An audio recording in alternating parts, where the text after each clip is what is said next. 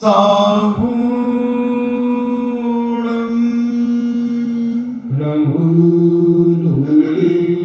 सर्वसहूण पंच परमेश्वरी भगवान की जय। अहिंसा में वीतराग विश्व धर्म की जय। देवादिदेव 1008 श्री आदिनाथ भगवान की जय। देवादिदेव 1008 चिंतामणि घोर उपसर्ग विजेता श्री पार्श्वनाथ भगवान की जय। देवादिदेव 1008 शासन नायक बाल ब्रह्मचारी भगवान महावीर स्वामी की जय। परम पूजनीय आचार्य श्रोमणि गुरुवर श्री कुंद कुंद महामुनिराज की जय। परम पूजनीय आचार्य श्रोमणि गुरुवर श्री विद्यासागर जी महामुनिराज की जय। परम पूजनीय 3,9 करोड़ महामुनिराजों की जय। तपोदय अतिशय क्षेत्र की जय। परम पूज्य श्री गंभीर सागर जी महाराज की जय। इच्छा चर्चा चल रही है वैयागत की। अपने लौकिक और पारलौकिक दृष्टि से वैयागत्य को समझने का प्रयास किया। शास्त्रों में लिखा है कि जब किसी छपक की समाधि चलती है तो 48 मुनिराज उनकी सेवा उनकी वैयागत्य में रहते हैं। कम से कम 2 मुनिराज तो होना ही चाहिए। लोगों ने बताया कि जब आचार्य ज्ञान सागर जी महाराज की समाधि चल रही थी उस समय आचार्य विद्यासागर जी महाराज और एक स्वरूपानंद जी महाराज छुल्लक जी वो नसीबाबाद में उपस्थित थे। ज्ञान सागर जी महाराज की समाधि लगभग 6 महीने चली। पूरे आगम के अनुसार जिस प्रकार से पूज्य समंत भद्र स्वामी ने एक संलेखना करने वाले छपक की साधना का वर्णन किया, भगवती आराधना में शिव कोटि महाराज ने शिवाचार्य महाराज ने जो संलेखना का वर्णन किया, पूज्य ज्ञान सागर जी महाराज उसी विधि से अपने जीवन को ढाल रहे थे। पूज्य आचार्य विद्यासागर जी महाराज ने उसी विधि के अनुसार उनकी संलेखना में वैयावृत्ति करना शुरू किया। पूज्य ज्ञान सागर जी महाराज साइटिका बीमारी से ग्रसित थे, मगर उनकी साधना में किसी प्रकार की कोई कमी नहीं थी, क्योंकि वह बहुत बड़े चोटी के विद्वान थे। संस्कृत, व्याकरण, प्राकृत, अपभ्रंश, हिंदी, अंग्रेजी, अनेक अनेक भाषाओं के विज्ञ पुरुष थे और उन्होंने अपनी जीवन आयु को समझ लिया था और उन्होंने अपना आचार्य पद त्याग करके संलेखना का संकल्प किया। 22 नवंबर 1972 को उन्होंने अपना आचार्य पद त्यागा और उसके बाद अपनी संलेखना की तैयारी आचार्य विद्यासागर जी महाराज के सानिध्य में करना शुरू किया। लोगों ने बताया कि कोई पिता अपने बेटे के लिए 10-10, 20-20 करोड़ रुपया भी छोड़ के चला जाए तो भी वह वैसी सेवा नहीं कर सकता जो सेवा जो भैया व्यक्ति, जो उपकार पूज्य आचार्य विद्यासागर जी महाराज ने किए, मात्र एक 26 साल की उम्र के आचार्य विद्यासागर जी महाराज और ज्ञान सागर जी महाराज लगभग 80 साल के। कैसा लग रहा होगा वह दृश्य कि ज्ञान सागर जी महाराज उन्हें अपना निर्यापकाचार बनाकर और अपनी संलेखना की साधना, अपनी समाधि की साधना कर रहे थे। और पूज्य आचार्य महाराज हर तरफ से उनकी सेवा कर रहे थे। कई बार अपने हाथों में उन्होंने उनका कफ लिया, कई बार उनकी नाक अपने हाथों से पहुंच करके हाथों में ली, लघुशंका करा करके स्वयं अपने हाथों से उसे विसर्जन करने गई। इतनी सेवा, इतनी भैया वृत्ति, कहां दक्षिण के रहने वाले तो कहां उत्तर भारत के ज्ञान सागर जी महाराज। भाषा का भी कोई ज्यादा मेल नहीं था, वो मराठी और कन्नड़ जानने वाले और ये हिंदी राजस्थानी भाषा को जानने वाले, मगर ज्ञान सागर जी महाराज के सारे संकेत वो समझते थे। रात रात सोते नहीं थे, दिन में तो सोने का सवाल ही नहीं है। कई रात पूज्य आचार्य ज्ञान सागर जी महाराज की वही आवृत्ति में आचार्य विद्यासागर जी महाराज ने अपना समय लगाया। ऐसी भैया व्यक्ति बंधुओं जिन्होंने अपनी सगी आंखों से देखा है, वो जब सुनाते थे हमें 1994 में, उनकी आंखें छलक जाती थी। बोले महाराज हमने बहुत देखे साधु, बहुत देखे श्रावक, बहुत पिता पुत्र का प्रेम देखा, मगर एक निश्चल निष्पह, कोई जिसे दूर दूर तक किसी प्रकार का स्वार्थ नहीं,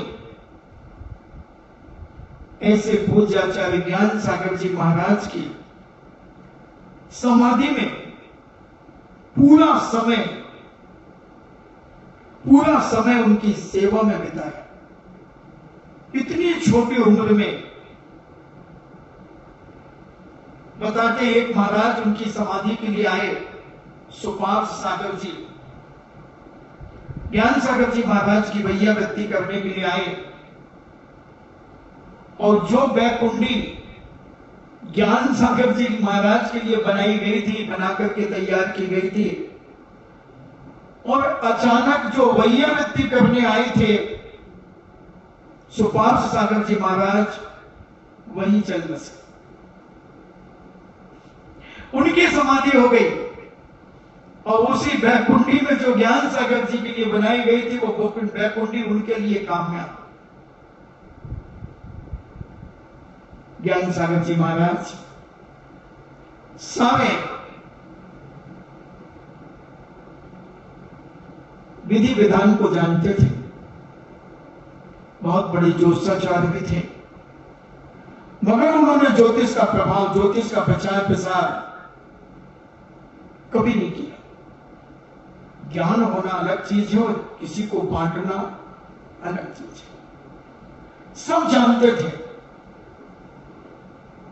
और पूज्य विद्यासागर जी महाराज ने उनकी सेवा करते हुए उनका समाधि मरण आगम के अनुसार विधिवत कराया, और 1 जून 1973 को भीषण गर्मी का प्रकोप, उसमें 3 उपवास करने के बाद चौथे उपवास में 10:50 पर ज्ञान सागर जी महाराज ने अपना देह का विसर्जन कर दिया। उसके कुछ ही क्षण पहले भागचंद सोनी उनके दर्शनार्थ आए हुए थे और ज्ञान सागर जी महाराज उनसे धर्म की चर्चा करते हुए भागचंद जी कहते हैं कि नहीं, अभी तो महाराज बहुत रहेंगे, अभी इनको ऐसा कुछ भी नहीं लग रहा है, ये तो बोल रहे हैं, सब कुछ कर रहे हैं। और एक नसीराबाद से अजमेर तक जाने में 7 नंबर टैंक पड़ता है, उस 7 नंबर टैंक तक भागचंद जी पहुंचे होंगे और ज्ञान सागर जी महाराज की आत्मा उड़ गई। उनको जब खबर लगी वो कहते अरे ऐसे कैसे हो सकता है, मैं अभी तो 15 मिनट पहले दर्शन करके आया हूं, अभी कोई ऐसा नहीं लग रहा था, ऐसी तत्व की गहन चर्चा कर रहे थे। तो बंधुओं, जो ज्ञानी पुरुष होते हैं वो अपना एक एक क्षण अपनी समाधि की तैयारी में लगाते हैं और जो उनकी सेवा में नियुक्त होते हैं वो अपना एक एक क्षण उनकी भैया बत्ती में लगाते हैं। नसीराबाद के लोग, अजमेर के लोग, जो उन्होंने सुनाया, किशनगढ़ के लोग, कि ऐसी भैया बत्ती, ऐसी सेवा, कब सोते थे कब जाग जाते थे किसी को नहीं पता। जब देखते थे, जब आचार्य विद्यासागर जी महाराज ज्ञान सागर को कभी समय सार की कथाएं सुना रहे हैं, कभी भक्तियां सुना रहे हैं, कभी श्री भक्तांबर जी सुना रहे हैं, कभी उनकी आकृति को देखकर उनके लक्षणों को देख रहे हैं, कभी उनकी साइटिका के दर्द के लिए तेल लगा रहे हैं, कभी अपने हाथ की तकिया बना करके उन्हें सुला रहे हैं। कैसे कैसे दृश्य लोग सुनाते हैं। और ज्ञान सागर जी महाराज 24 घंटे चौकन्ने रहते थे। कई बार आचार्य श्री सुनाते सुनाते कुछ गलत शब्द का प्रयोग करते थे, उच्चारण में कई बार मिस्टेक चला करके करते थे कि देखें कि महाराज चेतन अवस्था में है कि नहीं। उसी समय ज्ञान सागर जी आंख खोल करके देखते, आचार्य जी समझ जाते कि बिल्कुल चेतन्यता है। और जो भी वो गाथा पढ़ते, कई बार मात्रा आदि बढ़ा देते, कई बार घटा देते। ज्ञान सागर जी महाराज आंख खोल करके देखते, बोले हाँ महाराज ऐसा नहीं, ऐसा है।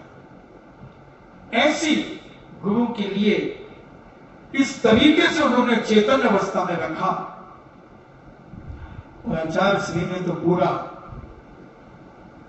पूरा समय, एक एक मिनट का क्या एक एक सेकंड का भैया बत्ती में लगाया, उनकी सेवा में लगाया, औषधि में लगाया।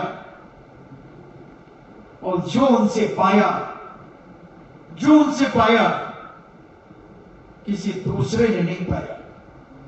आचार्य जी हमेशा कहते हैं, आज भी कहते हैं कि मेरे पास तो कुछ नहीं था, मैं तो एक अनगढ़ पत्थर था, मुझे तराशा है मेरे गुरु ने। मैं तो कन्नड़ भाषी था, कन्नड़ और मराठी के अलावा मुझे कुछ नहीं आता था। जो कुछ भी है सब गुरु की देन, सब कुछ गुरु का। कोई भी चर्चा करने के पहले पूज्य ज्ञान सागर जी महाराज का स्मरण पूज्य आचार्य श्री आज भी करते हैं,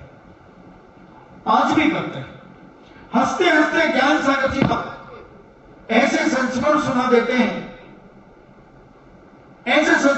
देते हैं कि लोग देख करके सुन करके आश्चर्यचकित हो जाते हैं।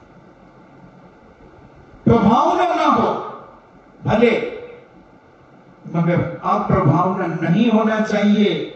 ध्यान रखना। ज्ञान सागर जी महाराज कहते थे कि अगर तुम्हें लगता है कि मैं प्रभावना नहीं कर पाऊंगा, इसकी चिंता मत करना। चिंता यह करना कि आप प्रभावना ना हो जाए। प्रभावना करना कोई बड़ी बात नहीं, सबसे बड़ी बात है कि आप प्रभावना ना हो, तुम हंसी के पात्र ना बनो, हंसी के पात्र ना बनो। ऐसे छोटे छोटे सूत्र पूज्य आचार्य श्री ज्ञान सागर जी महाराज के संस्मरण कहो, उनके सूत्र कहो, उनकी शिक्षा कहो, उनका उपदेश कहो, वो सारा का सारा पूज्य आचार्य विद्यासागर जी महाराज ने अपने घट में भर लिया, घट में भर लिया। मैंने ज्ञान सागर जी महाराज की समाधि दिवस पर कहा था कि कौन कहता है कि ज्ञान सागर जी चले गए? कौन कहता है कि ज्ञान सागर जी चले गए? ज्ञान सागर का केवल घट बदला है, ज्ञान तो वही है, ज्ञान तो वही है। केवल एक शरीर का ढांचा बदल गया, मात्र ज्ञान चलिया। सब कुछ आचार्य श्री के पास झलकता है। जिन्होंने ज्ञान सागर जी महाराज को देखा और आज वो आचार्य श्री को देखते हैं तो कहते महाराज बस ये उसी अवस्था पर आते चले जा रहे। वैसे जैसे ज्ञान सागर जी महाराज की काया क्षीण हो गई थी, ऐसे पूज्य आचार्य श्री की काया भी क्षीण हो चुकी। उन्होंने जो वैयावृत्ति की, और आचार्य श्री ने तो इतनी समाधि कराई है, इतनी वैयावृत्ति की है, इतनी वैयावृत्ति की, 40-50 समाधियां करा चुके होंगे, किसी ब्रह्मचारी की या किसी मुनि की। इतना अनुभव है उन्हें, इतना अनुभव है, दूर से ही पहचान लेते हैं वो, और जोश दिलाते हैं, जोश समाधि लेने वाले व्यक्ति को, उस साधक को, उस त्यागी व्यक्ति को, और बड़े हंसते हंसते जोश दिलाते हैं। और जब वो सुन करके उनकी बात को जब वो स्वीकार करता है तो आचार्य जी बहुत प्रसन्न होते हैं, बहुत प्रसन्न होते हैं। शाबाश, हाँ हाँ। ऐसी वैयावृत्ति, मानसिक वैयावृत्ति, शारीरिक वैयावृत्ति और वाचनिक वैयावृत्ति,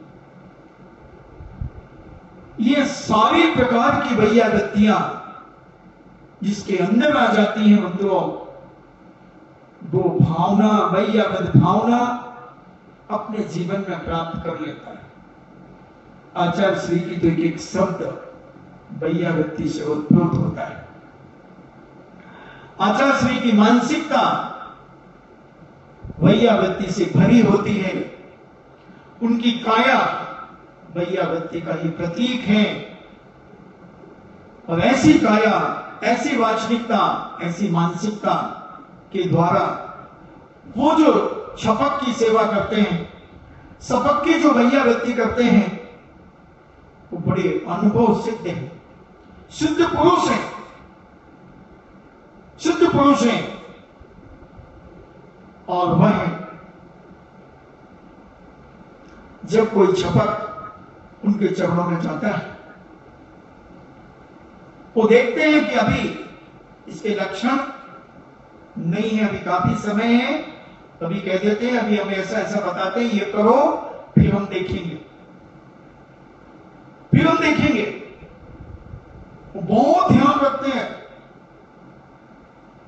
उसकी छवि को वो अपने मस्तक में उतार लेते हैं, और जब उनकी कोई खबर आती है तो फौरन उसका स्मरण करते हुए उन्हें पुनः निर्देश दे देते हैं। ऐसी मानसिक वैयावृत्ति, वाचनिक वैयावृत्ति और कायिक वैयावृत्ति, वाचनिक वैयावृत्ति भी बहुत आवश्यक होती है उस समय छपक के लिए। उसकी मन को इस तरीके के शब्दों का प्रयोग किया जाए कि जिन शब्दों को सुनकर वह छपक प्रसन्न हो जाए। उत्साह आ जाए उसे अपनी साधना करने में, आनंद आ जाए अपनी साधना करने में। जैसे मैंने एक दिन कहा था कि जैसे युद्ध के समय सैनिकों के लिए वीर रस की कविताएं, वीर रस की बातें सुनाई जाती हैं, तब उन्हें जोश आता है और वो युद्ध के मैदान में जो लौटने और भागने लगते वो आगे बढ़ना शुरू कर देते हैं। ऐसे ही वो छपक को, उस साधक को इस प्रकार के संस्मरण, इस प्रकार की आगम की गाथाएं, वेद विज्ञान, प्रतिमान योग की कहानियां, ऐसी ऐसी कहानियां सुनाई जाती हैं, बड़ी दर्दनाक कहानियां सुनाई जाती हैं। उन कहानियों को सुनकर वो छपक से कहा जाता है, तुम्हें कितनी तकलीफ है, तुम्हारे पास क्या है? उन मुनिराज के तो हाथ और पैर काट लिए, हाथ और पैर काट लिए, और वो ध्यान से विचलित नहीं हुए और केवल ज्ञान प्राप्त कर लिया। तुम्हें थोड़ी इतनी तकलीफ है, तो मुझे अभी केवल ज्ञान थोड़ी होगा। हाँ, तो तुम्हें उतनी तकलीफ भी नहीं है तो केवल ज्ञान भी नहीं होगा। अगर उतनी तकलीफ सहन करो तो केवल ज्ञान हो जाए। ठीक कह रहे हो, पंचम काल में केवल ज्ञान भी तो नहीं होता, तो उतनी तकलीफ भी तो नहीं होती, उतनी तकलीफ भी तो नहीं होती। तुम्हें किसी ने कोई आभूषण पहनाए हैं क्या लोहे के, गरम करके, भट्टी में धक्का करके, लाल स्वेट करके इसने पहनाए हैं? किसी ने पहनाए नहीं। फिर देखो, पांचों पांडवों के लिए धधकती हुई भट्टी में सोने के नहीं, लोहे के आभूषण बनाकर और पांचों पांडवों को पहना दी करधौनी, बाजूबंद, हथफूल, पैजनिया,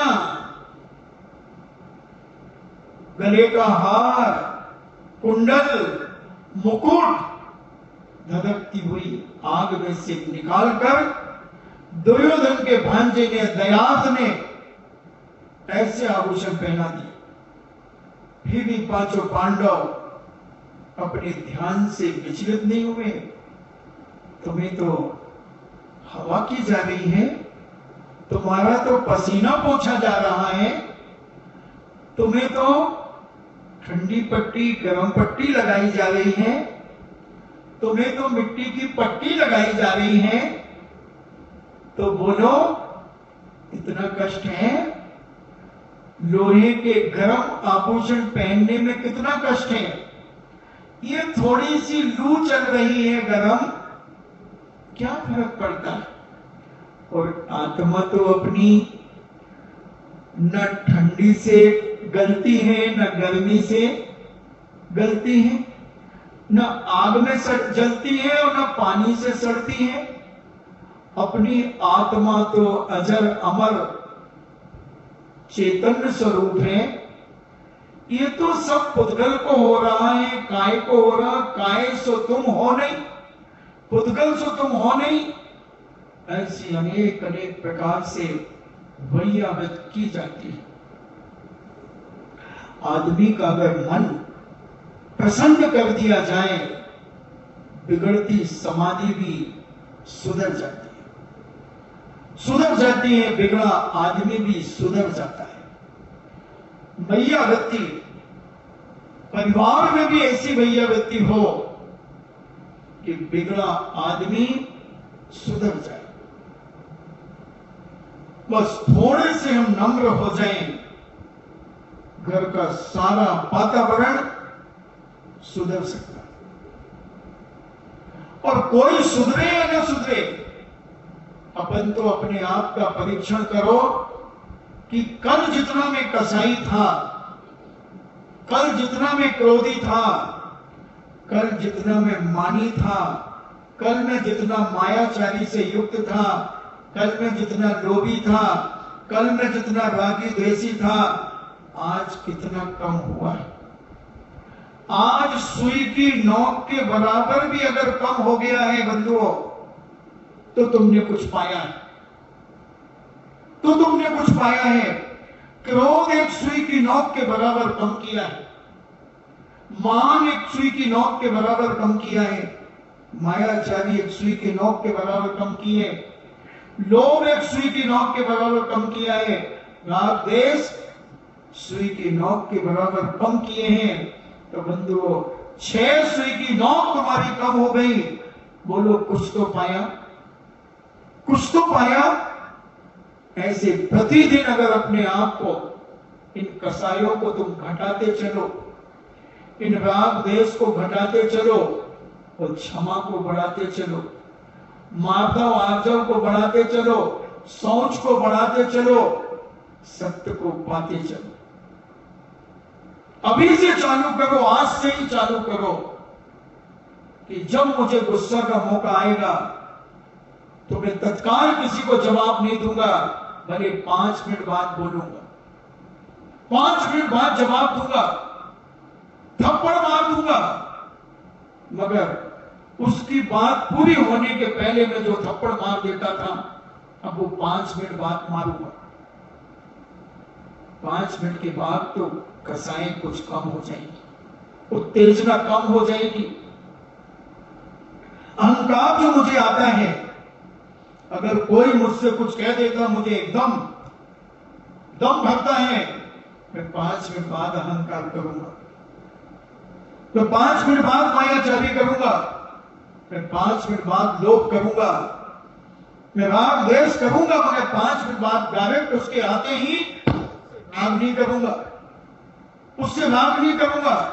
5 मिनट में देखूंगा, फिर पूछूंगा अच्छा कहां से आया। नफरत करूंगा मगर एकदम देखते ही नफरत नहीं करूंगा, 5 मिनट बाद उससे नफरत करूंगा।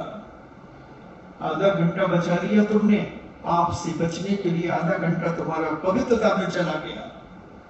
ये हो गई तुम्हारी मानसिक वैयावृत्ति, स्वयं के द्वारा स्वयं की वैयावृत्ति, स्वयं के द्वारा स्वयं पर अंकुश लगाया, स्वयं के द्वारा स्वयं की कसाई को रोका, स्वयं के द्वारा स्वयं के रागदेश को रोका। बस बंधु इसी का नाम वैयावृत्ति, इसी का नाम सेवा है। अपनी आत्मा की सेवा करना, अपने परिणामों को निर्मल करना, अपने परिणामों को पवित्रता की ओर लेते चले जाना। आज जितने पवित्र थे कल उसमें कम से कम थोड़ी और पवित्रता आना चाहिए, और पवित्रता आना चाहिए। और एक दिन हम वो होगा कि हम पूर्ण पवित्र होकर के अनंतानंत सिद्ध परमेश्वरी के साथ हम भी बैठ जाएंगे। समय तो लगेगा, कई भाव रख सकते हैं, मगर हर भाव में अगर हम अपनी पवित्रता को कायम रखते गए, बढ़ाते गए पवित्रता, तो क्या एक दिन हम पूर्ण पवित्र नहीं होंगे? होंगे। वैयावृत्ति बहुत बड़ी ताकत है। वैयावृत्ति दुश्मन को भी मित्र बना देती है, दुश्मन को भी मित्र बना देती है। तो वैयावृत्ति आहार दान के द्वारा भी होती है। अपन ने कुल समनभद्र स्वामी की बात सुनी, आहार दान से भी बहुत बड़ी वैयावृत्ति होती है, तो औसत दान से भी बहुत बड़ी वैयावृत्ति होती है। औसत दान भी बहुत बड़ी वैयावृत्ति है। आज अपन औसत दान की भी चर्चा करेंगे कि औसत दान में पूज्य समनभद्र स्वामी ने किसे प्रसिद्ध किया, कौन ने ऐसा औसत दान दिया कि जिसके कारण से वो पूज्य समनभद्र स्वामी की लेखनी से जिसका नाम लिपिबद्ध हो गया। कौन थी वो, कौन था वो, उसको समझने का प्रयास अपन करेंगे।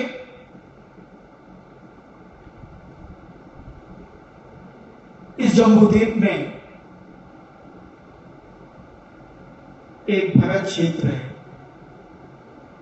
उस भरत क्षेत्र में एक आर्यखंड है, और उस आर्यखंड में जनपद नाम का एक देश है। जनपद जैसे दिल्ली में ना जनपद 10, ऐसे ही वहां पर जनपद नाम का एक देश, उसमें कावेरी पत्तन नाम का एक नगर, कावेरी पत्तन नाम का एक नगर, और उस नगर में न्यायप्रिय,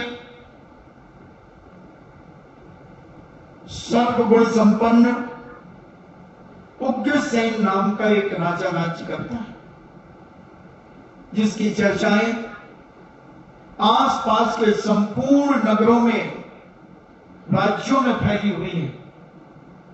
उग्रसेन का नाम सुनते ही बड़े बड़े उग्र लोग उसके चरणों में आकर के नतमस्तक हो जाते हैं। ऐसा उग्रसेन राजा अपने कावेरी पत्तन में राज्य करता है,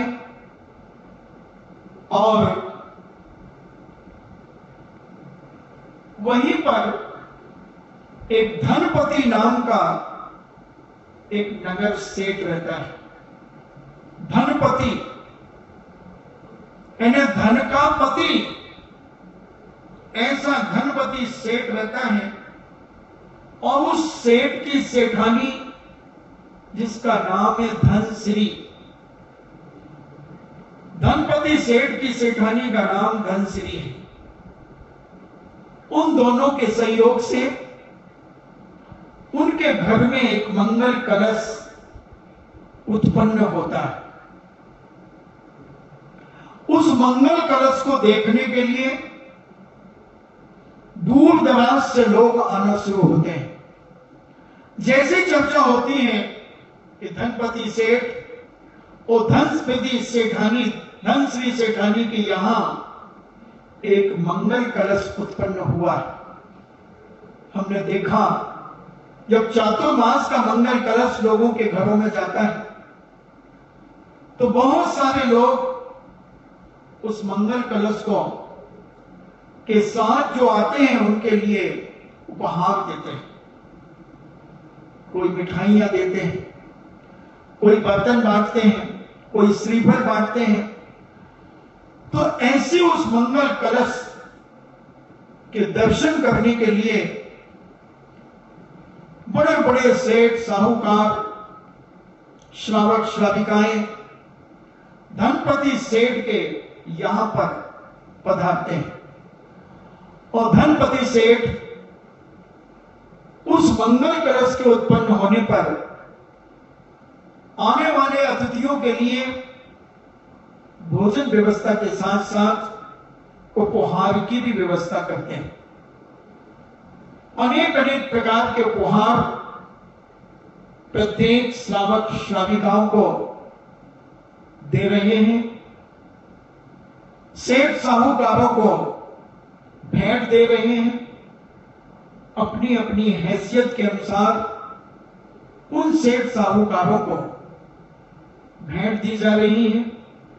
नगर में एक ही चर्चा है कि धनपति सेठ ने आज अपना सारा धन बिछा दिया, लुटा दिया है।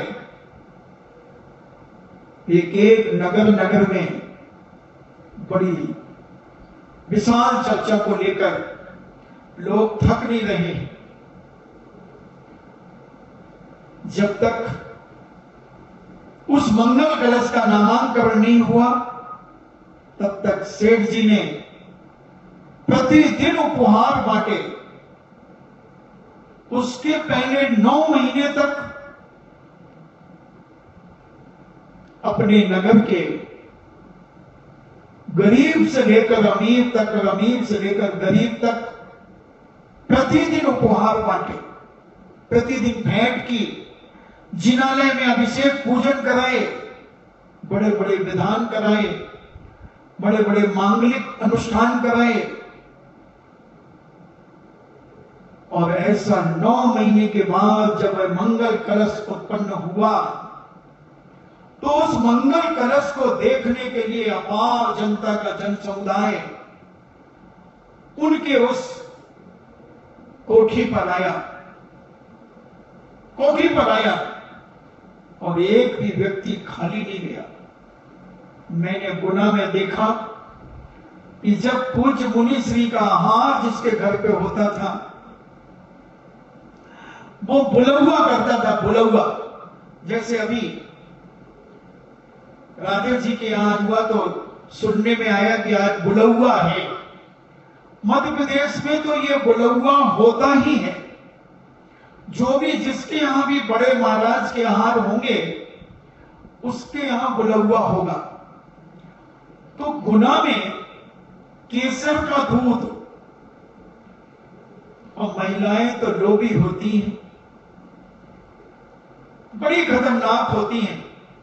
एक जगह तो जीने में फंस गई, ना ऊपर जा पा रही ना नीचे, और गिलास हाथों में लिए तो गिलास छलक रही। अरे भाई कम से कम ऊपर से नीचे तो उतरने दे। और ऐसी होड़, मैं सामायिक कर रहा था, कमरे के बाहर 4 महिलाएं खड़ी थी। बोली मां तो 146 नारियल इकट्ठा कर ली। कितने? 146 नारियल इकट्ठे कर लिए उसने। और मां तो भाई एक कैन भी ले जाऊं तो जैसे दूध केसर को हो तो 2-3 गिलास तो कैन में डाल दो। इतनी चालाक। ऐसे भीड़ उमड़ती थी, 400-400 500 महिलाएं उस बुलौए में आती थी। कोई गिलास बांटता था, कोई डिब्बा बांटता था, कोई टिफिन बांटता था, जो जिसकी मर्जी। अजमेर तक तो चला, खूब किशनगढ़ तक चला। हमारे इधर 5-5 सीडी प्रवचन की बढ़ती थी, खूब चला। प्रश्नोत्तर होते थे, जिसके यहां बड़े महाराज का आहार होता था उसके तरफ से प्रश्नोत्तर होते थे। एक ने तो गजब कर दिया, 11 चांदी के सिक्के और 2 in 1 एक टेप रिकॉर्ड चलता था, वो बांट दिए और बड़ी चर्चा का विषय बन गया। महाराज ने कहा ये तो पागल हो रहे हैं, बंद करो ये सब। एक तो कहता मैं तो टीवी बांटूंगा अगले बार। अरे मैंने कहा पागल हो रहे हैं क्या? बोले नहीं। तो ऐसा उत्साह, ऐसा आनंद होता है। फिर ये सब बंद करा दिए गए। किशनगढ़ चतुर्मास के बाद बंद करा, होने कोई कंपटीशन होने लगा। तो ऐसा उत्साह, तो सेठ जी के यहां जो मंगल कलश उत्पन्न हुआ तो 9 महीने तक सारा चला। उसके बाद जब उत्पन्न हुआ कलश, उस दिन से लेकर जब तक नामांकन संस्कार नहीं हुआ तब तक भेंट और उपहार बढ़ते चले गए, बढ़ते चले गए। नामांकन 12 दिन के बाद, क्योंकि पूज्य जिनसेन स्वामी ने अपने आदि पुराण के अंदर लिखा, नामांकन क्रिया, संस्कार क्रिया होना चाहिए, और उसका नामांकन किया गया ऋषभ सेना। उस मंगल कलश का नामांकन हुआ ऋषभ सेना। उसकी सेवा में, ऋषभ सेना की सेवा में एक धाय को नियुक्त किया गया, और उस धाय का नाम था रूपवती। ऋषभ सेना तो रूपवती तो थी ही, मगर उसकी धाय को भी रूपवती को नियुक्त किया गया। ऐसी सर्वांग शुभ लक्षणों से युक्त ऋषभ सेना का जीवन यापन बड़े धूमधाम से होने लगा। क्योंकि पहले के लोग बहुत विवेकशील हुआ करते थे। हमने बहुत पहले एक दिन कहा था कि जैसे आज तुम अपने घरों का नहाने का पानी, कपड़े धोने का पानी तुम्हारी मोरी से निकल करके नाली में बहता है, उसमें कास्टिक सोडा, साबुन, शर्फ आदि की जो तिक्तता होती है उससे असंख्यात जीव मरते हैं। आलोचना पाठ में आप पढ़ते हैं, नदियन बिच चीर धुमाए कोसन के जीव मरे। तो पहले नदियों में जाकर के लोग कपड़े धोते थे, तो उस आलोचना पाठ लिखने वाले व्यक्ति ने लिखा कि तुमने कोसों यानी किलोमीटरों के जीवों की हत्या की। आज तुम्हारे घरों से जो पाइप से पानी निकलता है साबुन सोडा से युक्त, उससे असंख्यात जीव मरते हैं। जहां तक वो नाली का पानी जा रहा है, जब तक उसकी कास्टिक की शक्ति जब तक चलेगी, उसकी तिक्तता से असंख्यात जीव मरेंगे, 10 जीव मरेंगे, 10 जीव मरेंगे। तो पहले के लोग बहुत विवेकशील होते थे। वो अपने घर के या तो पिछवाड़े या जहां भी जगह होती थी तो एक खड्डा बना करके रखते थे, और वो पानी सारा का सारा, कपड़े धोने का पानी, नहाने का पानी उस खड्डे में भर जाता था और धीरे धीरे जमीन उसे सोख लेती थी, तो पानी बहता नहीं था। एक दिन जब ऋषभ सेना को नहलाया गया रूपवती धाई के द्वारा, बड़ी हो गई थी, अब उसके नहाने का पानी एक खड्डे में भरा था। उस खड्डे में उसी कोबरी पत्थर नाम के नगर में एक ऐसा कुत्ता रहता था जो खाज और खुजली से युक्त था। पूरा शरीर उसका जीर्ण शीर्ण था, ऐसी दुर्बल काया, पूरा शरीर खाज और खुजली से व्यक्त। वह कुत्ता वहीं से निकल रहा था। एक दूसरे कुत्ते ने उसे देखा, क्योंकि कुत्ते की तो आदत होती है। एक कहावत है, बामन कुत्ता नाऊ जात देख गुरगांव। बामन को देख करके चिढ़ता है, नाई को देख करके चिढ़ता है, और कुत्ता को देख करके चिढ़ता है। तो बामन कुत्ता नाऊ जात देख गुरगांव। तो उसको जैसे कुत्तों ने देखा तो सारे के सारे उसको भौंकने लगे। आप रात को आवाजें सुनते होंगे, कोई दूसरा कुत्ता जब यहां आ जाता है तो ये कुत्ते मिलकर के उसको, तो वो बेचारा जो मरियल सा कुत्ता था, खाज खुशी से युक्त था, शरीर में शक्ति कम थी, और जब कुत्तों ने उसे खदेड़ा तो वो कुत्ता उस पानी के खड्डे में गिर गया। सारे कुत्ते भाग गए।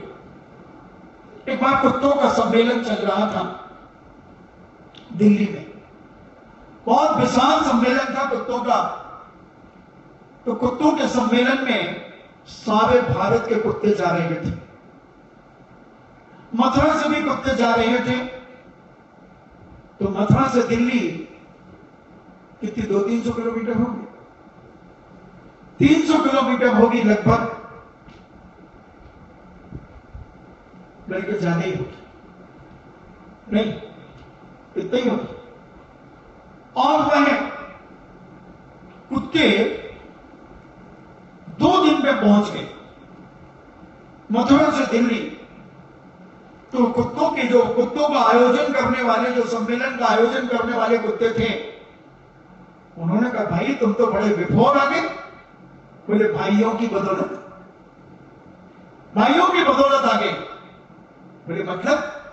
बोले साहब हम जैसे ही मथुरा से चले और हमने मथुरा छोड़ा, और मथुरा छोड़ते ही हमें कुत्तों ने खदेड़ा। जिस मोहल्ले में जाए वहां के कुत्ते खदेड़े। तो हम तो बिना रुके, बिना भोजन किए, पानी पिए, मथुरा से चल के सीधे दिल्ली के लाल किले के स्टेडियम में आए। तो तुमने 2 दिन में कुछ खाया पिया नहीं, भाइयों की बदौलत कैसे खाता पीता। ये अयोध्या प्रसाद गोहिली ने जिन खोजा तिन पाइयां गहरे पानी पैठ, ऐसी उनकी 2 पुस्तकें हैं। उसमें मैंने बहुत 25 साल पहले एक कहानी पढ़ी थी। वो भी कुत्ते की बात आई तो स्मरण में आ गई। कि भाइयों की बदौलत यानी कुत्ता कुत्ते को देख करके घुराता है और खदेड़ता है, और उस बेचारे मरियल कुत्ते को खदेड़ा तो वह कुत्ता भयभीत होकर के उस ऋषभ सेना के स्नान के जल के खड्डे में गिर गया। थोड़ी देर उसमें छुपा रहा, कुत्ता तैर के जानता है, थोड़ी देर उसमें वो छुपा रहा, और जैसे ही थोड़ी जब देखा कि कुत्ते सारे भाग गए, तब वह निकला तो वो पूर्ण स्वस्थ था। उसकी खांच खुजली सब खत्म हो गई थी, शरीर भी अच्छा सुंदर लगने लगा, और 2-4 दिन में तो वो हष्ट पुष्ट हो गया। जो मरियम सा था 13 हड्डी 14 बोल्ट था, वह हष्ट पुष्ट हो गया। रूपवती ने देखा कि अरे ये कुत्ता, इसको तो मैं रोज एक रोटी देती थी, और ये इतना हष्टपुष्ट कैसे हो गया, ये साफ सुथरा कैसे हो गया, तो खास खुजली से युक्त था, ये कैसे हुआ, ये कैसे हुआ। वो बड़ी चिंतित हो गई। इतने में ऋषभ सेना की एक छोटी सी सहेली कहती है, रूपवती धाय मां तुम क्या सोच रही हो? बोले कुछ नहीं बेटा। नहीं तुम कुछ सोच रही हो? बोले हाँ मैं ये सोच रही हूँ कुत्ते को, हाँ ये कुत्ता ना बहुत गंदा था, अब देखो कितना प्यारा हो गया। कैसे हुआ? एक दिन ये खड्डे में गिर गया था, ऐसे बहुत सारे कुत्तों ने खदेड़ा था, तो ये खड्डे में गिर गया था। मैं भी अपने पापा का दही लेने के लिए जा रही थी, तो मैंने इसे देखा ये खड्डे में गिर गया, और जब मैं लौट के आई दही लेकर के, तो ये बाहर निकल गया था और ये अपने शरीर को झड़ा रहा था। उसके बाद से ये दाई मां ये ठीक हो गया। क्या? मेरी ऋषभ सेना के नहाने के पानी से ये कुत्ता ठीक हुआ है? क्या बात करती हो? हां दाई मां। अच्छा। उसके मन में आया कि जरूर ऋषभ सेना के अंदर यह शक्ति हो सकती है, क्योंकि इसके शरीर के लक्षण बड़े शुभ हैं, बड़े शुभ हैं, और ये पवित्रता से युक्त है। 8 साल की हो गई। मैं इसे किसी अर्जिका या आलिका के पास ले जाकर इसके संस्कार की बात करूंगी, और दूसरे दिन प्रातःकाल उसने स्नान कराया, वस्त्राभूषण पहनाए, और एक आलिका के चरणों में रत्नों से युक्त एक थाल समर्पित किया और कहा, हे आलिका, ये अर्चिका जी, हमारे धनपति सेठ की और धनश्री की कूख से उत्पन्न नगर सेठ की बिटिया है। इसे आप कुछ संस्कार की बात कहें, क्योंकि यह 8 साल की हो गई है। अब ये योग हो गई, ये सम्यक दर्शन प्राप्त करने की योग्यता इसके अंदर प्रकट हो गई है। पूज्य आलिका ने उसे संबोधन दिया कि बेटी, तू संकल्प कर कि आज के बाद प्रतिदिन अष्टद्रव्य की थाली सजाकर जिनेंद्र भगवान की पूजन करेगी, गुरु की पूजन करेगी और जिनवाणी माता की पूजन करेगी। देव सास गुरु की पूजन कर अपने पिता के सगे हाथों से जिनेंद्र भगवान त्रिलोकीनाथ का अभिषेक देखकर पिता के हाथों से तू गंधोदक ग्रहण करेगी, और प्रतिदिन अपनी मातेश्वरी धनश्री मां के चरण स्पर्श करेगी और पिता के स्पर्श करेगी और जय जिनेंद्र बोलेगी। ठीक है मां, मैं ऐसा ही करूंगी, और ध्यान रख, किसी भी अभक्ष्य वस्तु का सेवन नहीं करेगी। अभी तक तो सारे नियम तेरी मां पालती थी। जब तुझे 45 दिन के बाद जिनाने लाया गया था, तब तेरी मां को मैंने ये सारे नियम दिए थे। किसी भी अभक्ष्य की वस्तु का सेवन नहीं कराना, प्रतिदिन गंधोदक लगाना, आदि आदि जो अब तू स्वयं योग्य हो चुकी है बेटी, और तू अपनी मां की सेवा करेगी। मां के पैर दबाएगी, मां के पास बैठ करके उनके अनुभव सुनेगी। अच्छा, ये भी करूंगी, और सुनो, तुम धर्म को भी पढ़ोगी, धर्म की एक एक कहानी सुनोगी अपनी मां से, और कोई पुराण भी पढ़ोगी। ठीक है आरिका जी, मैं ये भी करूंगी।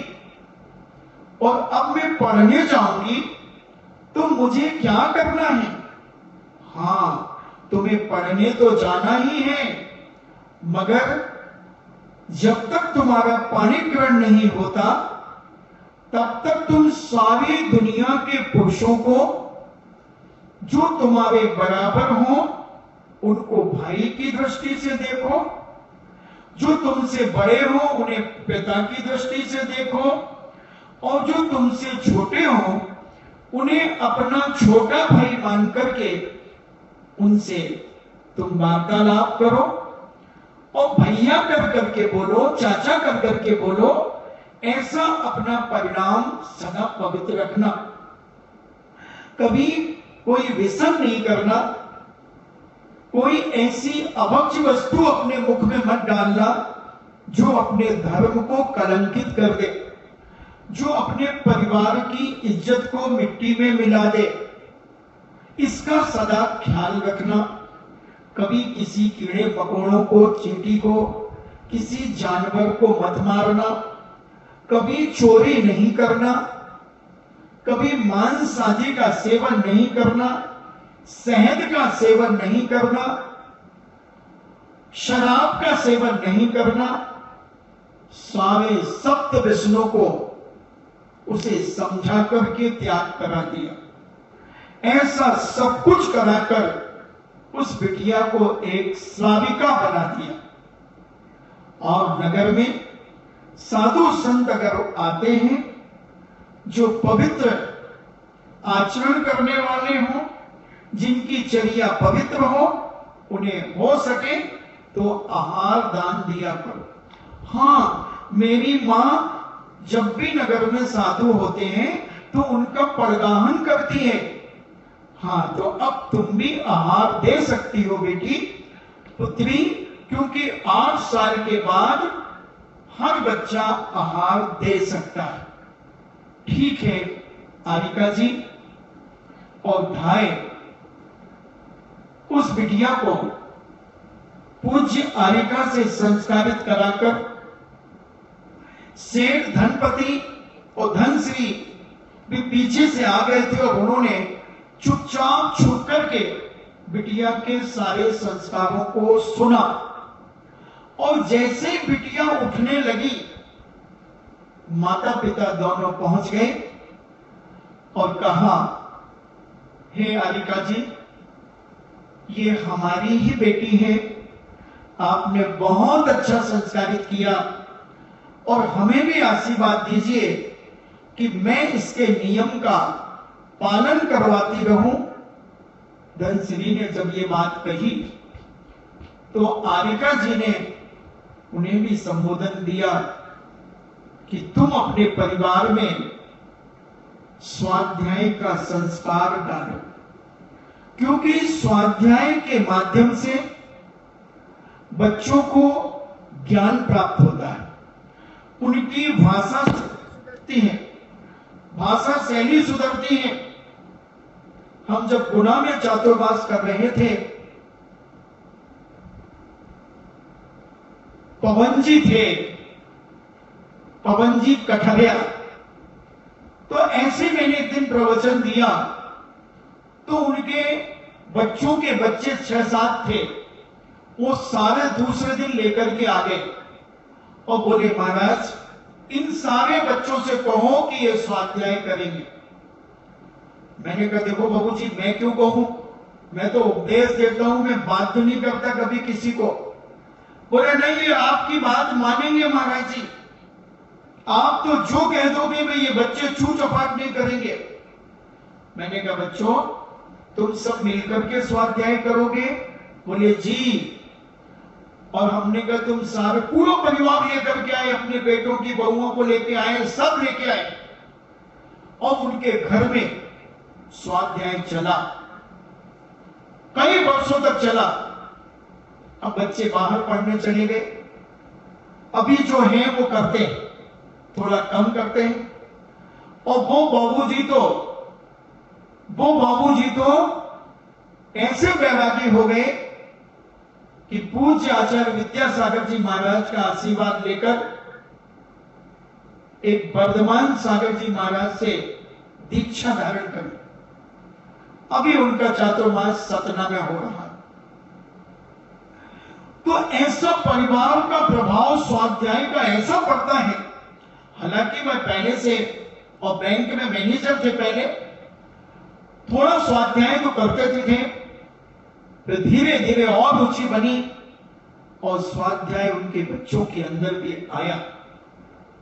हमने 2012 में चातुर्मास, 13 में चातुर्मास किया था। 4-5 साल तक तो मुझे याद है कि उन्होंने बच्चों ने स्वाध्याय किया, फिर पढ़ने के लिए बाहर चले गए। अब क्या स्थिति है मुझे विशेष जानकारी नहीं। तो स्वाध्याय करने से बहुत कुछ प्राप्त होता है, बहुत कुछ प्राप्त होता है। यहां भी बहुत सारे लोग स्वाध्याय करने लगे, बहुत आए लोग अपना अपना ग्रंथ उठाते हैं कमरे में और अपना स्वाध्याय शुरू कर देते हैं। प्रियांशु जैसा बच्चा भी स्वाध्याय करने लगा, आदि पुराण पढ़ रहा है, हमारे तेजमल जी भी पढ़ रहे हैं, बहुत सारे बालक बालिकाएं, बहुएं, बेटियां सब पढ़ रहे हैं। कम से कम 10-15 लोग अपना अपना ग्रंथ उठा करके पढ़ते चले जाते हैं। हम कहते हैं कुछ भी समझ में ना आए कोई बात नहीं, मगर जितनी देर तुम पढ़ोगे उतनी देर तुम्हारे परिणाम निर्मल रहेंगे, और निर्मल रहेंगे तो सदुपयोग होगा, तुम्हारे राग द्वेष कसायों से तुम बचोगे। और जब बार बार पढ़ोगे तो कुछ ना कुछ समझ में तो आएगा।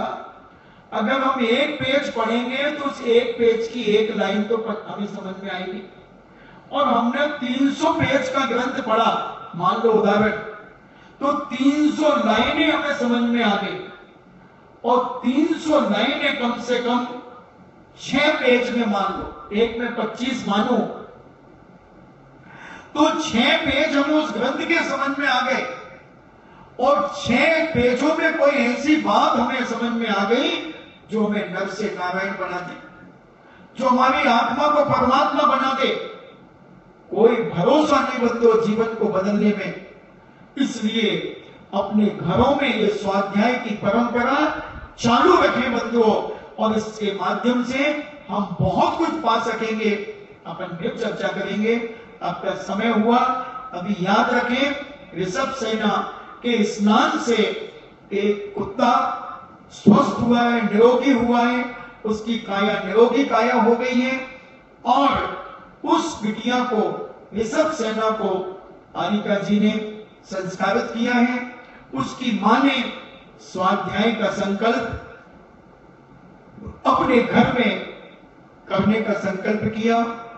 भावना है आपके घरों में भी स्वाध्याय की परंपरा चले तो 6 महीने के अंदर क्या 2 महीने में भी परिवर्तन आ सकता है, आता है। अब उन बच्चों से जब हम बात करते हैं तो उनकी शैली बदल गई, क्योंकि ग्रंथ के शब्द को बोलने लगे। हम मिथ्या दृष्टि थोड़ी है, वो जानते ही नहीं थे पहले कि मिथ्या दृष्टि क्या होता है। अब वो कहते हैं मिथ्या दृष्टि थोड़ी, तो मैंने कहा क्या मतलब? अरे बोले हम कोई कुदेव को थोड़ी मानते हैं, हम तो जिनेन भगवान को मानते हैं, हम तो सम्यक दृष्टि हैं। मैंने कहा वाह वाह, लॉकडाउन का समय सफल हो गया, सफल हो गया। और जैसे जैसे पढ़ रहे हैं वैसा वैसा ज्ञान बढ़ता जा रहा है। इन्हीं मंगल भावना के साथ जिनवाणी स्तुति। जिनवाणी के ज्ञान से सूझे लोकालोक, सो वाणी मस्तके धरूं सदा देत हूँ धो। हे जिनवाणी भारती तोह जपो दिन रैन, जो तेरो शरणागहे सो पावे सुख चैन। देव भजो अरिहंत को गुरु सेवा निर्ग्रंथ, दया धर्म पालो सदा यही मोक्ष का पंथ। नौवा नमुका।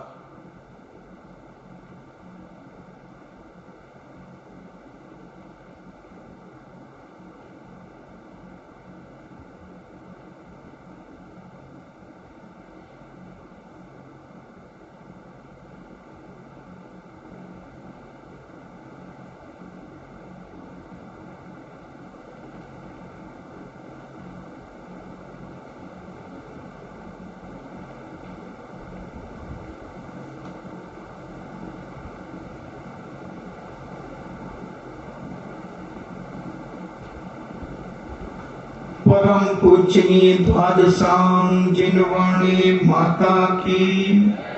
सुत देवता सुत देवता सुत देवता जैनम जेतु शासनम, जैनम जेतु शासनम, जैनम जेतु शासनम।